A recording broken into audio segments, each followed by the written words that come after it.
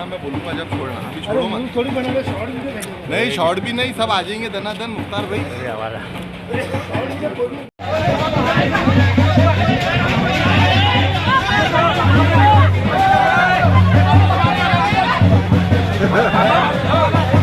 चला हमारा एक आदत निवेदन घ्या सर, एक मिनिट सर, एक मिनिट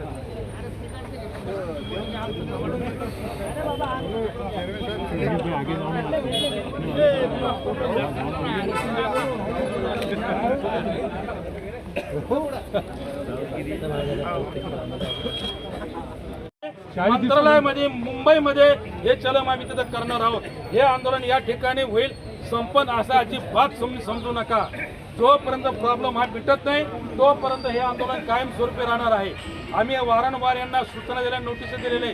या ठिकाणी माननीय तहसीलदार साहेब हे या ठिकाणी आलेले आहे, त्यांना मी विनंती करतो की आज आमचे जे अंतिम यात्रेमध्ये जे मशीन या ठिकाणी त्यांचं दुःखद निधन झालेलं आहे, ते दुःखाने झालेल्या अशा मशिनी त्यांनी त्यांच्या ताब्यात घ्यावं आणि आम्हाला सन्मानाने त्यांनी सहकार्य करावं। सहकार्य ते आम्हाला करतातच। विषय म्हणजे तसं पाहिलं तर हे प्रशासन अधिकारी याच्यामध्ये यांचं कुठलं रोल येत नाहीये। ज्या प्रमाणात दुकान एक मध्ये बोलले का, ज्या दुकानदार कोणी जो त्रास आहे याच्यापेक्षा जास्त त्रास हे प्रशासकीय अधिकारी आहे। कारण की आम्हाला जो त्रास होतो आम्ही ग्राहक यांच्याकडे पाठवतो, ग्राहक यांच्याकडे यांनाही सुद्धा कमरेखालची भाषा वापरतात, ते आम्हाला सुद्धा सहन होत नाही आणि आमची इच्छा पण होत नाही यांच्याकडे ते कार्डधारकांना पाठवायचं। पण शासनाने हे आम्हाला मजबूर केलंय, या गोष्टी करण्यासाठी शासन याला मजबूर करत आहे आणि याच्यामध्ये आमची कुठल्याही प्रकारची अजिबात इच्छा नाही आहे। यापूर्वी झालेलं आहे, आम्हाला कुठल्याही प्रकारचे आंदोलन करायची इच्छा नाही आहे, कुठल्याही लाभार्थ्याला वेठे धरायची इच्छा नाही आहे। गेल्या 50 वर्षापासून शासनाच्या आणि राष्ट्रभर दुकानदार हा कार्डधारकाच्या आणि शासनामधला एक दुवा आहे। आम्ही त्याप्रमाणे काम करत असतो। शासन जे नियंत्रण देतं त्याचं काम आम्ही फक्त लाभार्थ्यापर्यंत पोहोचण्याचं आम्ही काम करतोय।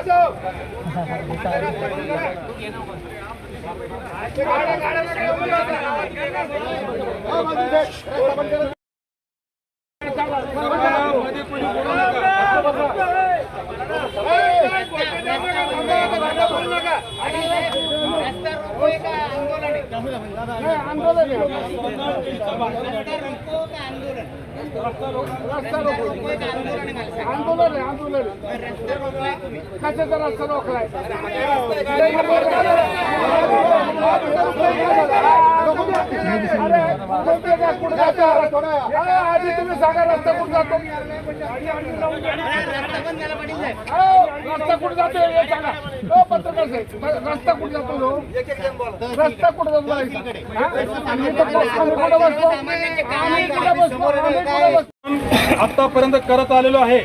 शासकीय योजनेच्या कोणत्याही कामाला किंवा कुठल्याही योजनेला आपण कधी विरोध केलेला नाही। आतापर्यंत शासनाने ज्या ज्या घोषणा केल्या, गरिबाचा असेल, ओबीसीचा असेल किंवा कुठल्या मध्यमवर्गीचा असेल किंवा गर्भ श्रीमंताचा असेल किंवा केशरी कार्ड धारकाचे असेल, बीपीएल कार्ड धारकाचे असेल किंवा शुभ्र कार्ड धारकाचे असेल, ज्याचे जसे आदेश आपल्याला पारित झाले तर त्याप्रमाणे आपण शासनाला सहकार्य केलेलं आहे। त्याप्रमाणे आपण यावेळेस आपण अन्नधान्य वाटप करत असताना गेल्या 2 महिन्यापासून आपल्याला जो ई पॉज मशीन नेटचा प्रॉब्लेम आणि सर्व्हरचा प्रॉब्लेम निर्माण झालेला आहे, त्या हिशोबाने आपण 25 तारखेला महाराष्ट्र गव्हर्नमेंट यांना 25 तारखेला यांची मीटिंग होणार, आम्ही त्यांना अंतिम निर्णय घेण्यासाठी त्यांना आम्ही सूचना केलेली होती. परंतु शासनाने त्या सूचनेकडे कुठल्याही प्रकारचं त्यांनी आमचं गांभीर्याने घेतलं नाही. वास्तविक पाहता मंत्रालयामध्ये ही मीटिंग माझ्या समक्ष माझ्या अध्यक्षतेखाली त्या ठिकाणी घेण्यात आलेली होती. त्यांनी सांगितलं होतं की 2 दिवसात आम्ही तुम्हाला हे आंदोलन करण्याची तुम्हाला अजिबात गरज पडू देणार नाही असं त्यांनी आम्हाला आश्वासन दिलेलं होतं. परंतु कुठल्याही प्रकारचं त्यांनी या बाबतीमध्ये सर्वोच्च बाबतीमध्ये त्यांनी कुठल्याही प्रकारची सुधारणा नाही केल्यामुळे आम्ही त्यांना सांगितलं होतं की आम्ही तुम्हाला 5 तारखेपर्यंत इंटिमेशन 5 तारखेच्या आत जर तुम्ही सुधारणा केली तर आम्ही हे आंदोलन करणार नाही. परंतु तसं शासनाने कुठल्याही प्रकारचे आम्हाला कोणतीही सहकार्य न केल्यामुळं आज ही या मशीनचे अंतिम यात्रा काढण्याची जी आपण या ठिकाणी आपण आलात, ही अंतिम यात्रा जी निघत आहे ते केवळ फक्त ई पॉज मशीनचा आपण निषेध करत आहोत. कारण या ई पॉज मशीन या शासकीय नसून या शासकीय ज्याने टेंडर त्यांचं पास केलेलं आहे, ह्या खाजगी 3 कंपन्याकडनं ह्या मशीन शासनाला त्यांनी भाडे तत्त्वावर दिलेले आहे. याच्यामुळं आपण त्रस्त झालेलो आहोत. कारण काय झालं की लाडली बहीण ही योजना शासनाने अलीकडेच आपण सुरुवात केलेली आहे, त्याचं पण आम्ही या योजनेचं स्वागतच केलेलं आहे. चांगली गरिबासाठी योजना शासनाने केलेली आहे. परंतु लाडली योजनेसाठी जे काही त्यांना कागदपत्र पाहिजे सगळं त्यांनी पहिला पुरावा त्यांनी डिक्लेअर केलं ते रेशन कार्डाच्या पुराव्यामध्ये प्रत्येक लोकांचे जे ऑनलाईन सिस्टम करत असताना कोणाचे नावं चुकलेले आहे, कोणाचे नावं त्याच्यात नाही आहे, कोणाचे आधार कार्ड चुकलेले आहे, कोणाचे आधार कार्ड लिंक असताना त्यांचे थम्स त्याच्यामध्ये मॅच होत नाही आहे. अनेक कारणामुळं ते काम ऑनलाईनचं आपलं हे बंद पडलेलं आहे. आणि याच्यामुळं जुलै महिन्यामध्ये या ई पॉजच्या नेट प्रॉब्लेममुळं आपलं कमीत कमी 30 ते 35% धान्य हे जुलै महिन्याचं गरीब लाभार्थ्यांचं आमच्या दुकानात पडू नये त्यांना आम्ही माल हा वितरण करू शकत नाही. त्याचं कारण फक्त हे ई पॉज मशीन यांचं नेटवर्क प्रॉब्लेम असल्याने हे अन्नधान्य आमचं गेल्या महिन्याचं जुलै महिन्याचं 35% हे लाभार्थी वितरण बाकी आहे. त्याचा ऑगस्ट महिन्याचा माल सुद्धा आमच्या दुकानामध्ये वाहतूक ठेकेदाराने बऱ्यापैकी तो दुकानात आणून टाकलेला आहे. परंतु जुलैचंच मान्य हे वाटप झालेलं नाही आहे आणि त्याच्यामुळे ऑगस्ट महिन्याचं माल वाटप करायचं म्हटलं ते इंडिया तात्पुरती व्यवस्था म्हणून कॅरी फॉरवर्ड ही व्यवस्था त्यांनी करून दिलेली होती.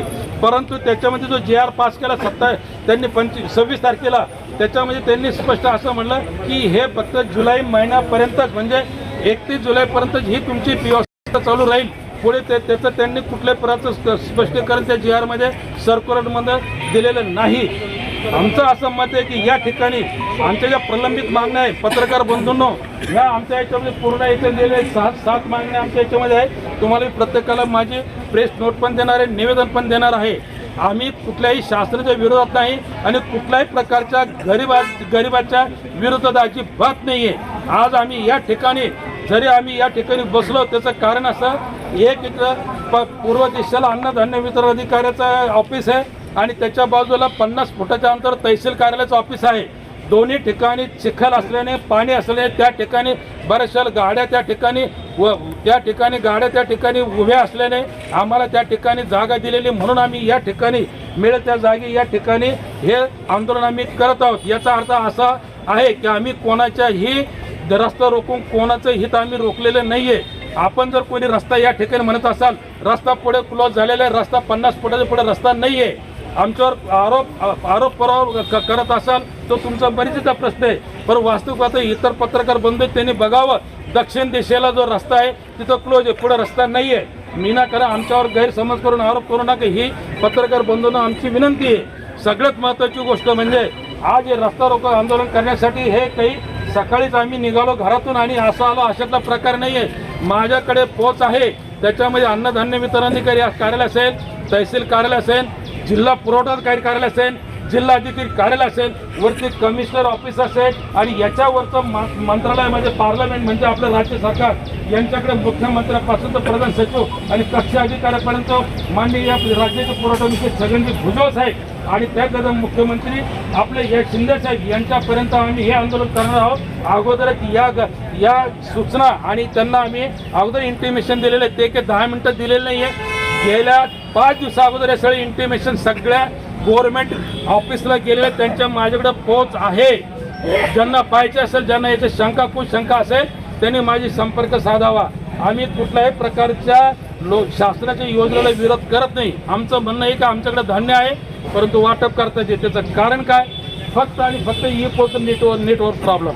दुसरा प्रश्न, आमचा गेल्या 7 वर्षापासून कमिशनचा मुद्दा हा प्रलंबित आमच्या शासनाकडे, महाराष्ट्र राज्याकडे आहे.